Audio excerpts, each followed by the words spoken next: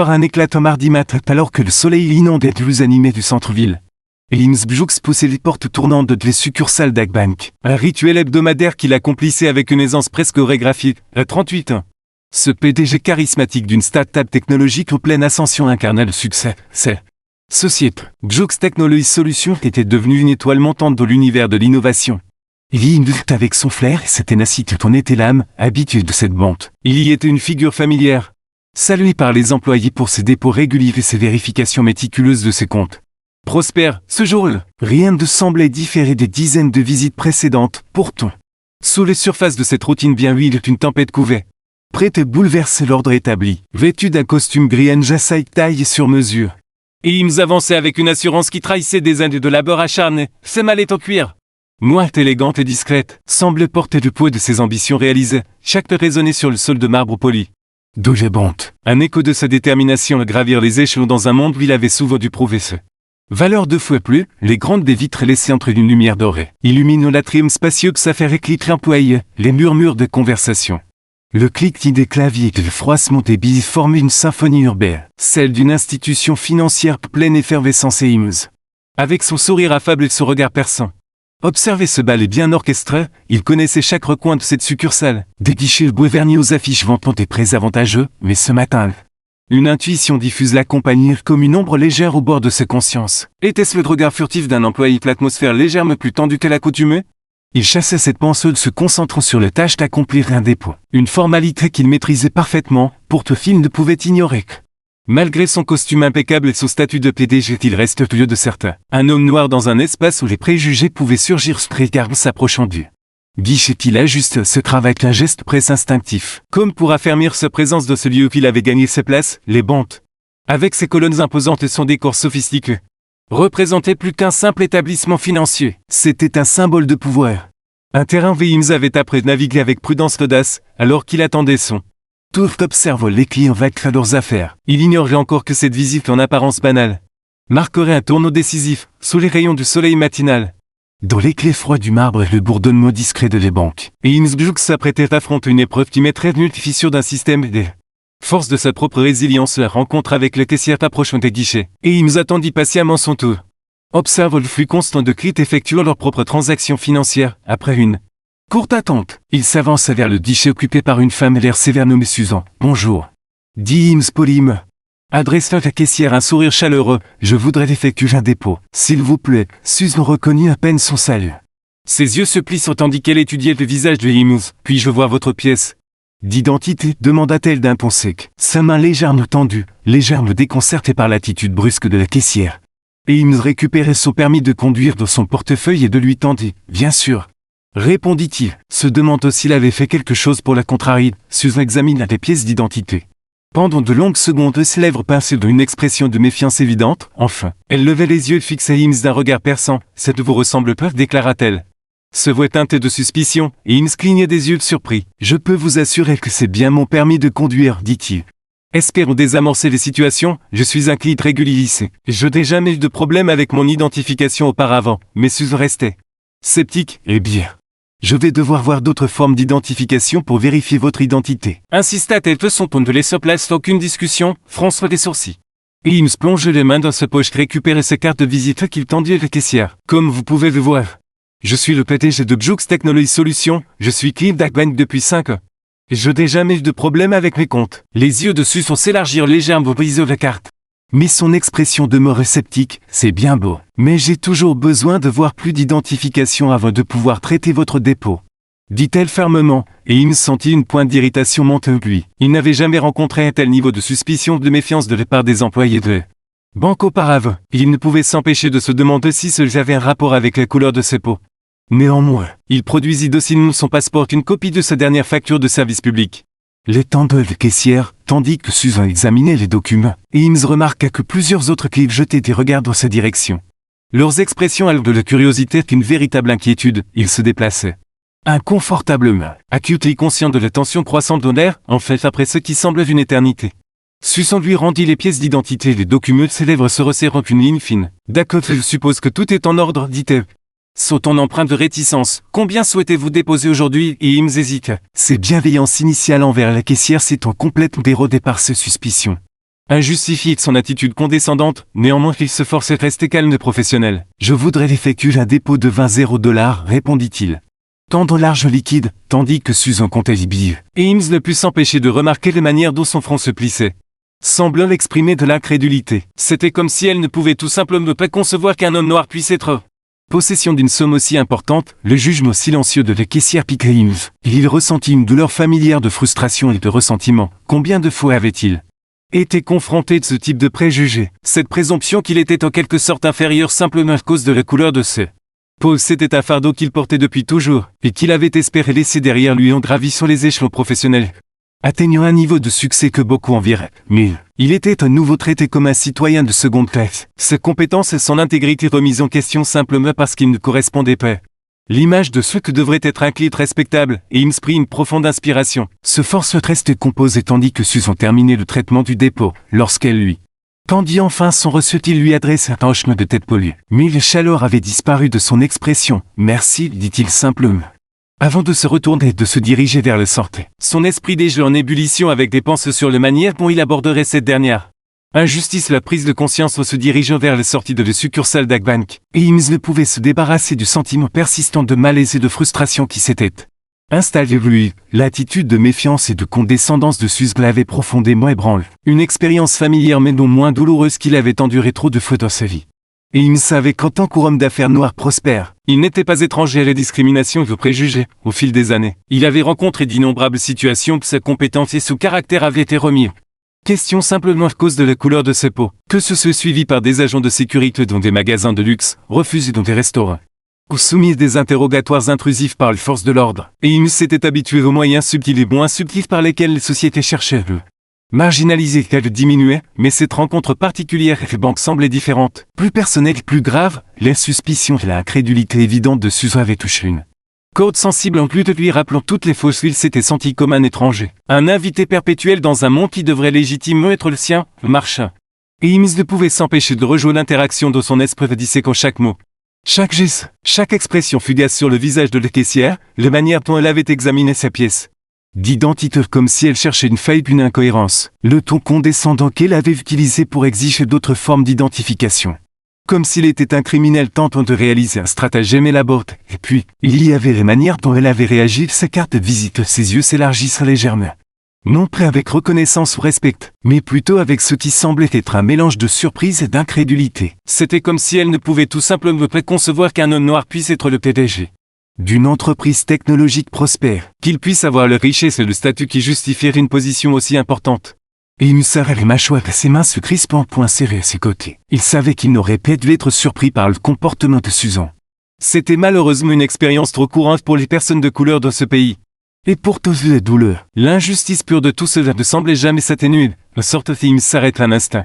Prenant une profonde inspiration et essayant de retrouver son calme, il savait qu'il ne pouvait pas laisser cet incident le distraire ou le bouleverser.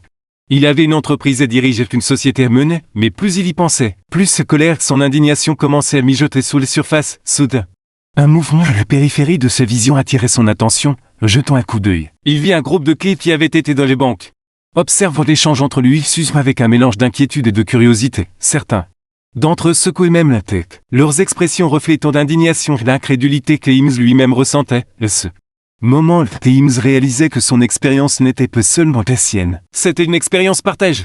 Un témoignage du racisme et de la discrimination endémique qui gangrénait non seulement l'industrie bancaire mais la société dans son ensemble. Il savait qu'il ne pouvait plus rester silencieux, qu'il avait les responsabilités d'utiliser ses plateformes et son influence pour dénoncer ces injustices, pour exiger des changements qu'une responsabilité, avec un nouveau sentiment de détermination. Et Eames commençait à formuler un plan de son esprit. Il commencerait par déposer une plainte officielle auprès du siège social de la banque. Détaille un incident de comportement inacceptable de la caissière, mais ce ne serait que le début. Il utilise cela comme une opportunité pour pousser des réformes plus larges, pour défier les biais préjugés systémiques qui avaient été autorisés et festés pendant trop longtemps. En se dirigeant vers sa voiture, et Eames ne pouvait s'empêcher de ressentir une montée de détermination et de résolution. Il avait peut-être été humilié et manquait de respect aujourd'hui, mais il ne laisserait pas cela le définir. Au lieu de cela, il transformerait cette expérience en un catalyseur pour le changement. Un cri de ralliement pour un monde plus juste et équitable, où les personnes de tous horizons pourraient être traitées avec la dignité et le respect qu'elles Méritait la confrontation retournant vers le duché. L'esprit de Himes était en ébullition, mêlé de colère, de détermination et d'une résolution inébranlable confronter l'injustice flagrante qu'il venait de subir. Le traitement condescendant de la part de l'employé de Banque Suze l'avait laissé profondément ébranlé et manquait de respect, ravivant un sentiment familier de frustration qu'il avait longtemps combattu en tant qu'homme d'affaires noires prospère. En approchant du comptoir, Himes prit une profonde inspiration et s'adressait à Suze avec un ton aussi calme et professionnel qu'il pouvait. Muster, excusez-moi, mais j'aimerais parler d'un manager concernant la manière dont j'ai été traité, dit-il. Sa voix stable mais teintée d'une émotion à peine contenue, les yeux de Suze s'élargirent légèrement. Il adopte immédiatement une posture défensive. Je ne suis peu sûr de quel est le problème. Monsieur, répondit-il tout son ton sec et dédaigneux, je suivais simplement de protocole standard pour vérifier votre identité.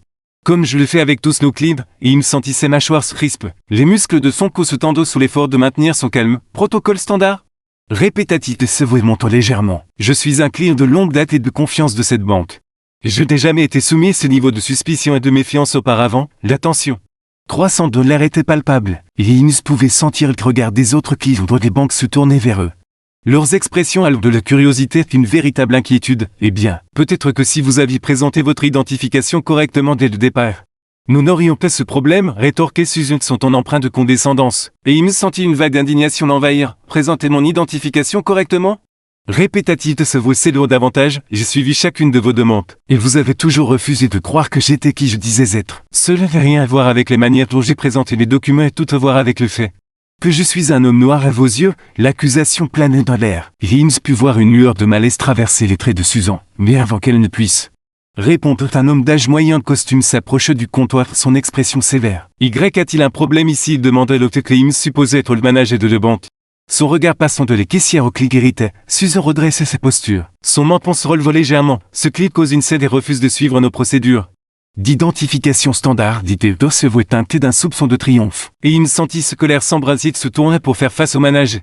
Ses yeux se plissant. Je ne suis pas celui qui cause une scène ici, rétorqua-t-il. Je suis un client estimé de cette banque. Et je suis traité avec rien d'autre que suspicion et manque de respect simplement à cause de la couleur de mes peaux. Le front du manager se plissa. Il levait une main dans un geste d'apaisement. Monsieur, je m'excuse pour ce malentendu. Mais je suis sûr qu'il y eut une sorte d'erreur de communication ici. Pourquoi et de pas tous prendre du recul et essayer de résoudre cela de manière calme, professionnelle? Et il me sentit de colère bouillir en lui.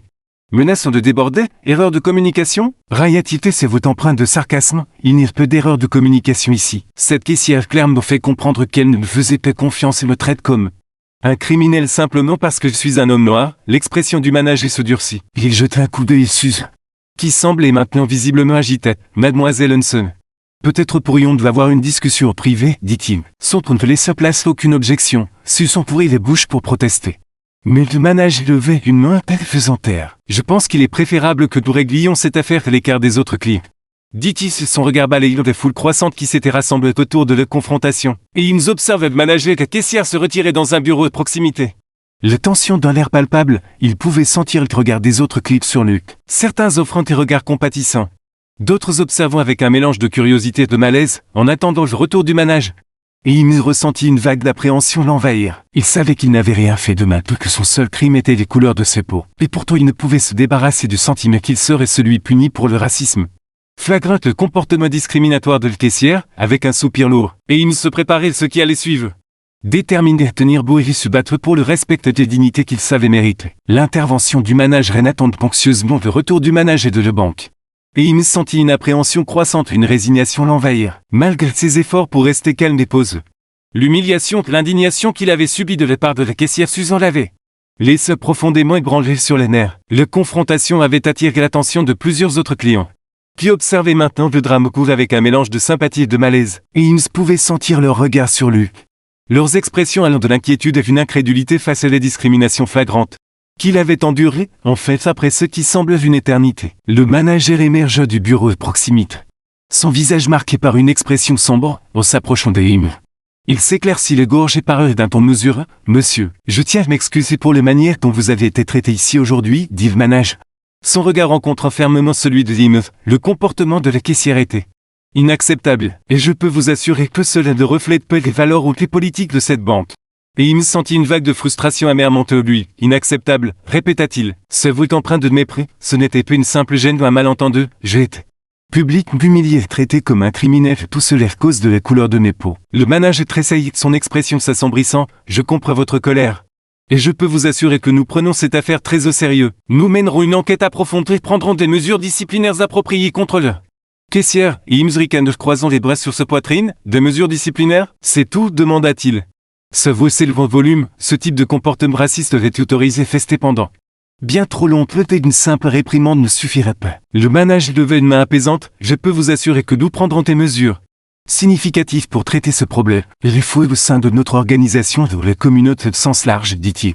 Son ton teinté d'un soupçon de désespoir, mais en attendant, je dois vous demander de vous abstenir de causer davantage de perturbations ici. Et il me sentit sans s'embouillir à cette insinuation, perturbation, cracha-t-il. Ses yeux se réduisent aux défentes, je ne suis pas celui qui a causé une perturbation ici.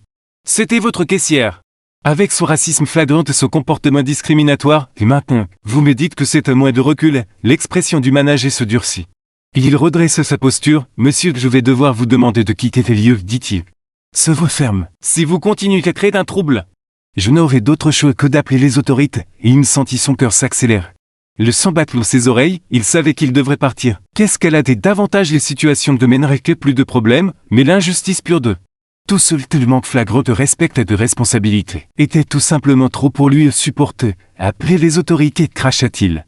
Sa voix empreinte de sarcasme. Allez-y, appelez-les. Je suis sûr qu'ils seront tout aussi impatients de harceler et d'intimider l'homme noir prospère. Quelle était votre caissière? Le visage du manager s'empoura de colère. Il fit un geste vers la sortie. Je vous préviens, monsieur, dit-il. Son ton chargé d'une rage à peine contenue. Si vous ne quittez pas cette banque immédiatement, je n'aurai d'autre choix que de vous faire expulser. Il me fixait le manager. Ses poings serrés de ses côtés, pendant un instant il envisageait de riposte, de tenir beau et de refuser de se laisser intimider par cet étalage flagrant de racisme et de manque de respect, mais regarde autour de lui les autres clients. Puis observait maintenant des confrontations avec un mélange de peur et d'inquiétude. Il savait tout cela de ferait qu'enflammer davantage les situations, avec le cœur lourd, et il se retourne et se dirigeait vers le sortie. Les épaules voûtées et les mâchoires crispées, en franchissant les portes tournantes.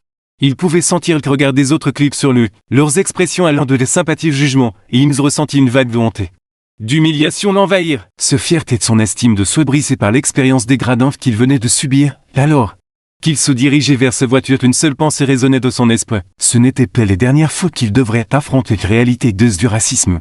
Amérique, la résolution de Eames assis dans sa voiture. Les bains agricoles volent avec une force qui blanchissait ses jointures. Et Eames était submergé par un maelstrom d'émotions, la colère, l'humiliation, un profond sentiment de déception s'était mêlé en un cocktail toxique qui menaçait de l'engloutir. Le racisme flagrant et le manque de respect qu'il avait subi de la part de la caissière Susan, ainsi que l'incapacité subséquente du manager de des banques à traiter correctement le problème, l'avait laissé avec un sentiment d'impuissance et de trahison. C'était un sentiment familier, profondément frustrant, qu'il avait combattu tout au long de sa vie tant qu'homme d'affaires noir prospère navigant dans les eaux sous votre traîtresse de l'Amérique corporative, mais cette fois, Eames était déterminé à ne pas laisser passer l'humiliation qu'il avait subie. Les dégradations publiques qu'il avait été forcé d'endurer étaient tout simplement trop ignorées. Ce n'était pas seulement une attaque personnelle, mais un problème systémique qui devait être abordé, il savait qu'il avait le pouvoir et la plateforme pour le faire, avec une détermination résolue. Eames tendit les mains vers son téléphone et commença à composer le numéro du siège social de la banque, en écoutant les options du menu automatisé. Son esprit s'emballe avec les deux qu'il utiliserait pour transmettre la gravité de la situation. Le besoin urgent d'action, enfin une voix humaine répondit de l'autre bout de la ligne. Eames se lançait d'une explication passionnée des événements qui s'étaient déroulés. Succursale du centre-ville, il décrivit le détail la méfiance et les suspicions flagrantes de la caissière, comme elle avait exigé plusieurs formes d'identification malgré son statut clair de client de longue date. Il raconta l'escalade de la confrontation, la manière dont la caissière avait obstinément refusé de reconnaître ses propres préjugés et son comportement discriminatoire. Il détailla les réponses totalement inadéquates du manager, la manière dont l'homme avait essentiellement pris le parti de des caissières et tenté de le forcer quitter les lieux tout au long de son récit. Et Eames pouvait sentir la colère et l'indignation bouillir en lui. Sa voix tremblait d'une émotion à peine contenue, mais il refusait de se laisser intimider. Réduire au silence, déterminé à s'assurer que son histoire soit entendue et que les banques soient tenues responsables des actions scandaleuses inacceptables de ses employés. Les représentants de l'autre bout de la ligne écoutaient attentivement. Sa propre voix teintée d'un mélange d'inquiétude et de sympathie. Monsieur Bjouk, je peux vous assurer que nous prenons cette affaire très au sérieux, dit-elle de son ton grave. Nous lancerons une enquête complète sur cet incident et prendrons des mesures disciplinaires appropriées contre la caissière, le manager impliqué, et il me laisse échapper à rire sans humour. Ses prises sur le téléphone se resserrant, des mesures disciplinaires? Raillait-il, ce n'est pas, ce type de comportement raciste est autorisé festé. Pendant bien trop longtemps, une simple réprimande ne suffirait pas, les représentantes marquent une pause. Et Ims pouvait presque sentir le poids de ses mains alors qu'elle choisissait avec soin. Je comprends votre frustration, monsieur Bjouk. Et je peux vous assurer que nous prendrons des mesures significatives pour traiter ce problème. Nous réexaminerons nos protocoles de formation, nos pratiques de recrutement, et notre approche globale de la diversité et de l'inclusion au sein de l'organisation, Ims. Hoche les têtes, ses mâchoires crispes, c'est un bon début, dit-il. Ce vaut bas ces mesures, mais je veux être impliqué dans ce processus, je veux m'assurer que des changements réels et tangibles sont réalisés. Pas seulement des promesses vides ou des gestes superficiels, les représentantes répondit. Rapidement, son tour rassurant, absolument, monsieur Bjouk. Nous serions honorés d'avoir votre contribution et votre implication dans la définition de notre réponse à cet incident. Nous reconnaissons l'importance de votre voix et de votre perspective pour mener un changement significatif. Il nous ressentit une petite mesure de soulagement l'enveille, mais il savait que ce n'était que le début. La lutte contre le racisme systémique, la discrimination était longue et ardue. Il était prêt à s'y engager pour le long terme, mais pour l'instant, il savait qu'il avait fait un premier pas. Et c'était quelque chose dont il pouvait être fier, avec une profonde inspiration. Il remerciait les représentantes et mit fin à l'appel. Déjà en train de se préparer mentalement pour la prochaine phase de cette bataille, il savait que le route à venir serait difficile, mais il était plus déterminé que jamais à les poursuivre. Pour lui-même, pour sa communauté, et pour les innombrables autres qui avaient enduré le même type d'humiliation et d'injustice. Le révélation alors que l'enquête sur l'incident des succursales du centre-ville d'Agbank se déroule. La direction corporative de les banques se retrouve face à un sentiment croissant d'appréhension, d'inquiétude, ce qui semblait initialement être un cas relativement simple de mauvaise conduite d'un employé s'était rapidement transformé en une crise de relations publiques potentiellement dommageable, menaçant de braquer un projecteur impitoyable sur les problèmes de longue date de l'organisation en matière de diversité, d'équité et d'inclusion. Au cœur de l'affaire se trouvait Ims Bjouk, l'homme d'affaires noir prospère dont l'expérience avec la caissière raciste Susan avait déclenché l'enquête. L'équipe corporative avait rapidement reconnu la gravité de la situation, admettant le besoin de prendre des mesures rapides et décisives pour traiter les discriminations. Le manque de respect flagrant qu'ils avaient subi, cependant, et mesure que l'enquête approfondissait les détails de l'incident, une révélation choquante émerge, qui allait finalement remodeler toute la narration et forcer les directions de banques à confronter ses propres biais là qu'une profonde enracinée. Il s'avérait que Ims Bjouk n'était pas n'importe quel client. Il était l'un des plus grands investisseurs individuels et donateurs les plus éminents de la banque. Ces start-up technologiques, Bjouk Technology Solutions, avait été une source fiable de revenus et de bonne volonté pour l'institution pendant des années. Et ses richesses personnelles, son influence au sein de la communauté était considérable. Cette réalisation frappait l'équipe corporative comme un coup de poing. Leurs visages s'effondrent alors qu'ils prenaient conscience des implications de leur découverte. Susan, la caissière dont le comportement discriminatoire avait déclenché tout ce fiasco, avait été totalement inconscient du statut et de l'importance de l'IMS pour le banque. Un fait qui ne faisait qu'aggraver la nature scandaleuse de ses actions. C'est un cauchemar, murmurait l'un des cadres. Enfoui sur sa tête dossier, non seulement nous avons permis un racisme flagrant sous notre surveillante, mais nous avons réussi à antagoniser l'un de nos clients les plus précieux dans le processus. Les autres dans les salles hochèrent la tête sombrement, leurs expressions reflétant le sentiment d'appréhension qui s'était emparé d'eux. Ils savaient que les retombées de cet incident avaient le potentiel d'être catastrophiques. En termes de réputation de les banques que de son résultat financier, nous devons agir rapidement, de manière décisive, intervint un autre cadre. Se voit teinté d'un soupçon de désespoir. Cela pourrait défaire des années de bonne volonté et de confiance que nous avons travaillé si dur. Et construire avec les communautés, l'équipe se lança dans une série de discussions. Débattant de la meilleure marche suivait, pesant les conséquences potentielles de chaque réponse possible. Il savait qu'il ne pouvait pas simplement balayer cela sous le tapis pour offrir des excuses timides. Les enjeux étaient trop élevés, l'impératif moral trop grand. Enfin, après des heures de délibérations intenses, la direction corporative parvenait à un consensus. Il publierait des excuses formelles sans équivoque. Ims Bjouk, reconnaissant la nature scandaleuse des actions de les caissiers et l'échec de les banques à traiter correctement la situation. De plus, ils annonceraient une série de réformes radicales, incluant une formation obligatoire sur les diversités et l'inclusion pour tous les employés, un examen complet des pratiques de recrutement, de promotion et la création d'un nouveau poste, un directeur de la diversité. Pour superviser et promouvoir ces efforts, l'équipe savait que ces mesures seraient coûteuses, tant sur le plan financier qu'en termes de temps et de ressources nécessaires pour les mettre en œuvre, mais ils reconnaissent également que le coût de l'inaction serait bien plus grand, une catastrophe potentielle pour l'action publique qui pourrait endommager irréparablement la réputation de les banques érodée de confiance de la communauté qu'elles cherchaient à servir, alors que le plan était finalisé et l'annonce publique préparée. Une tension et une anticipation palpable remplissaient l'air, l'équipe corporative savait qu'ils marchaient sur une corde raide, que le succès et l'échec de leur réponse dépendrait de leur capacité à trouver le bon équilibre. Entre contrition, responsabilité est un engagement sincère envers le changement, mais pour Innsbruck, les enjeux étaient encore plus élevés, il ne s'agissait seulement de restaurer la réputation de les banques ou de protéger ses intérêts financiers, il s'agissait d'exiger les limites, le respect et le traitement équitable que lui et d'autres comme lui s'étaient vu refuser. Pendant trop longtemps, il était déterminé à aller jusqu'au bout quel que soit le coût. Les réformes de les banques à la suite de l'incident explosif et les succursales du centre-ville d'Agbank, les directions corporatives de les banques se retrouvent sous le feu impitoyable de l'examen public, les révélations selon lesquelles les victimes du traitement raciste à Innsbruck étaient en fait l'un des plus grands investisseurs individuels et donateurs de les banques avaient envoyé des ondes de choc à travers l'organisation. Les forces la confrontaient les vérités inconfortables sur leurs propres biais systémiques et lacunes. Avec des enjeux plus élevés que jamais, l'équipe corporative ne perdit pas de temps à élaborer une réponse complète à des crises. Ils commencèrent par publier des excuses publiques formelles et émues, reconnaissant la nature scandaleuse des actions de les caissiers et l'échec de les banques traitées correctement la situation. Nous sommes profondément désolés pour le traitement inacceptable que Innsbruck subit de la part de notre employé. Indiquait le communiqué, cet incident est une violation claire de nos valeurs fondamentales.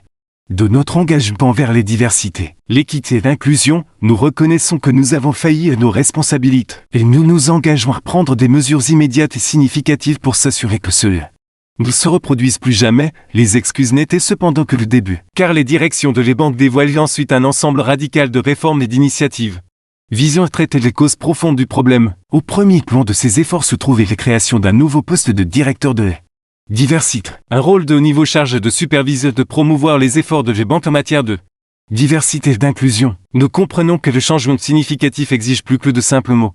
Déclare le PDG de les banques lors d'une conférence de presse annonce le nouveau poste. C'est pourquoi nous nous engageons à investir dans un leader des dieux qui serait habilité à mener des progrès réels tangibles dans ce domaine, en plus du nouveau rôle exécutif. Les banques annoncent également une formation obligatoire sur les diversités et l'inclusion pour tous ces employés, des caissiers et représentants du service clip au cadre et membres du conseil d'administration.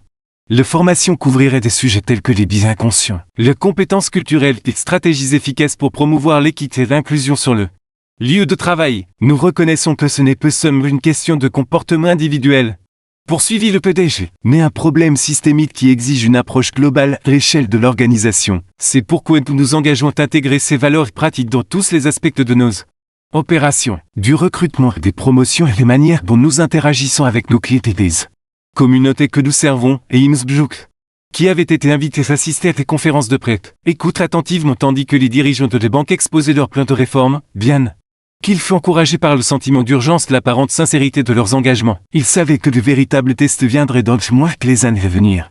Alors que les banques s'efforceraient de transformer ces mots en un changement durable et significatif, alors que les conférences de presse touchaient à ses fins, Teams monte sur le podium. Son regard balayant les médias et le personnel de les banques rassemblés. J'apprécie les mesures qu'Agbank prend pour traiter ce problème, commença-t-il. Ce vocal me mesurait, mais je veux être clair, ce n'est que le début, il marque une pause. Les sauces et mots faire effet, le racisme et la discrimination ont été autorisés dans cette industrie pendant bien trop longtemps. Puis il faudrait plus que quelques sessions de formation qu'un nouveau poste exécutif pour véritablement les éradiquer. J'ai l'intention d'être un partenaire dans ce processus, de tenir cette banque et d'autres comme elle responsables, et de m'assurer qu'un changement réel et durable est accompli. Le PDG de les banques Chalet tête solennellement. Son expression reflète en reconnaissance et respect. Nous accueillons votre partenariat. Monsieur Bjoux, nous savons que les routes à venir ne seraient pas faciles, mais nous nous engagerons à faire le travail difficile nécessaire pour créer une industrie bancaire plus équitable et inclusive, qui sert véritablement à refléter la diversité des communautés qu'elle dessert, alors que les conférences de presse se terminaient. Et il me ressentit un regain de détermination et de résolution, la lutte contre le racisme systémique. Les discriminations étaient loin d'être terminées, mais il savait qu'il avait franchi une étape significative en avant, utilisant son influence et en défendant ses principes. Il avait forcé l'une des plus grandes institutions financières du pays et confronté ses propres Bien que la culpute c'était une victoire qui valait la peine d'être combattue. Les visions de Lims alors que les retombées de l'incident des succursales du centre-ville d'Agbank continuaient de raisonner que Lims Bjouk se serait trouvé à Carrefour. Les réponses rapides et complètes des banques à la crise incluant des excuses publiques, des réformes radicales qu'un engagement vers un changement significatif avait été un développement bienvenu inattendu, qui lui avait donné une lueur d'espoir que de réels progrès pouvaient être réalisés. Mais même si les directions de la banque avaient reconnu ses échecs et promis de faire mieux, Eames ne pouvait s'empêcher de ressentir une frustration et un scepticisme persistant. Il avait vu trop de promesses vite et de tentatives timides pour traiter le racisme systémique au cours de sa carrière. Il savait qu'un changement véritable et durable requérait un engagement soutenu et inébranlable de la part de ceux en position de pouvoir. C'est avec cet état d'esprit que Eames commença d'envisager ses prochaines étapes. Il savait qu'il ne pouvait plus simplement se retirer de cette expérience, satisfait de laisser les directions de les banques gérer les situations seules. Après tout, il n'avait pas seulement été des victimes de la discrimination flagrante de les caissières, mais il était aussi l'un des clients les plus éminents et influents de l'institution. Un fait qui n'avait été révélé qu'après les confrontations initiales, alors qu'il réfléchissait. Ces options, une idée commence à prendre forme dans l'esprit de Eames, plutôt que d'accepter simplement les réformes de les banques et de passer à autre chose. Il utiliserait cette opportunité pour pousser un changement encore plus grand. Non seulement au sein d'Agbank, mais dans toute l'industrie bancaire, avec un nouveau sentiment de détermination. Eames contacte avec les DG de les banques et demanda une réunion privée, lorsque les deux hommes s'assirent et Eames expose sa vision. Un plan complet qui non seulement traiterait les problèmes immédiats mis en lumière par l'incident, mais s'attaquerait également aux problèmes systémiques plus profonds qui avaient permis un racisme et une discrimination aussi flagrante de persister. Je veux être clair, dit Eames, son regard inébranlable. Je ne chercherai qu'une solution rapide ou quelques changements superficiels. Ce que je veux, c'est une refonte complète des manières dont votre industrie fonctionne, de la manière dont vous recrutez et promouvez vos employés, les manières dont vous vous engagez avec et servez les communautés que vous prétendez représenter. Le PDG l'écoute attentivement. Son expression mêle appréhension et fascination. Il savait qu'Eames proposait une entreprise monumentale qui requérait un investissement significatif en ressources et capital politique. Mais il reconnaissait également la gravité de la situation et l'importance de bien faire les choses. Je vous écoute, monsieur Bjouk, dit le PDG sa voix mesurée. Qu'avez-vous exactement en tête au cours des heures suivantes? Et Eames exposait un plan d'action détaillé d'une approche et plusieurs volets qui traiteraient de tout. De la formation et du recrutement des employés, de la sensibilisation communautaire de politique, de services clients. Il parlait avec passion de la nécessité d'une plus grande diversité et d'inclusion, non seulement dans la main-d'œuvre de les banques, mais aussi dans ses processus de leadership et de prise de décision. Le PDG fut initialement sceptique, mais à mesure que Eames continuait d'articuler sa vision, l'expression de l'homme commençait lentement à changer. Il pouvait voir la logique et l'urgence derrière les propositions de Eames. Il reconnut que c'était une opportunité unique non seulement de réparer les échecs passés de la banque, mais aussi de positionner Agbank comme un pionnier dans l'industrie. Lorsque les réunions touchaient à sa fin, les deux hommes parvinrent à un accord. Eames servirait de conseiller stratégique à la banque, et de façonner et mettre en œuvre l'agenda de réformes ambitieux qu'il avait exposé. En échange, Agbank fournirait un soutien financier et logistique pour une nouvelle fondation qu'Eames prévoyait d'établir, dédiée à la lutte contre le racisme et à la promotion de l'équité dans l'industrie bancaire. Au-delà, Eames Bjouk stepped out of Agbank Stawojin Headquarters. Cela afternoon suncast golden over the city. Iwo mestag contrast to the storm of emotion swelling within him, his red pals to his genuine sense of determination. A fear kindled by the meeting with the banks when the promise of transformative change.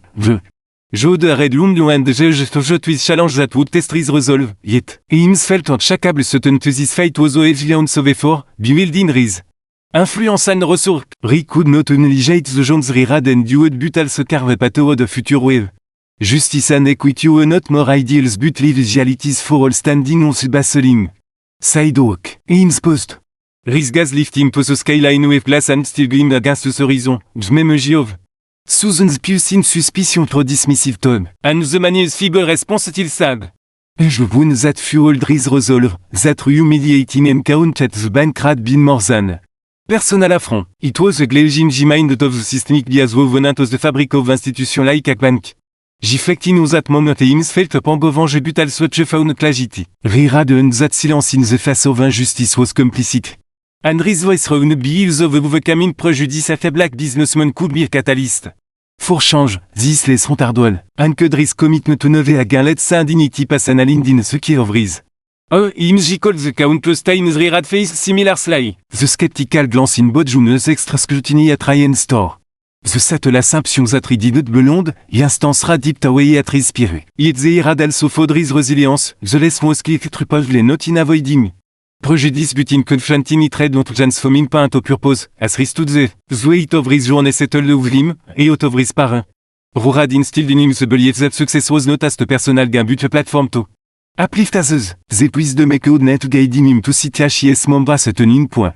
No test for himself but for the count plus as the face the same battles daily. The agreement with the bank so to serve as a strategic advisor and establish a foundation to. Compare racism in banking McTavish just but him's new it was only the beginning. Revision extended beyond policy change or training session. Regime de voting as the diversity was not an afterthought but a cornerstone.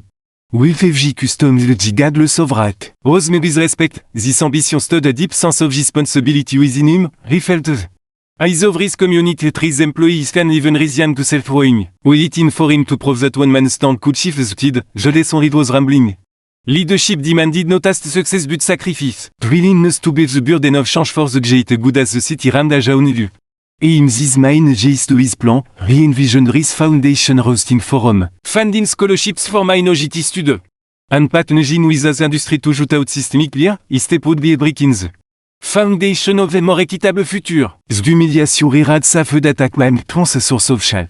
Now felt like a purpose, Rirad learned that the city could be achieved. Jivilin noticed the fuzz in others but the gen within oneself, be reflecting to let Susans. Prejudice definitive Rirad claimed his dignity and ignited the movements and deep painting the sky in shadow of craftsman Google and the image to deep J.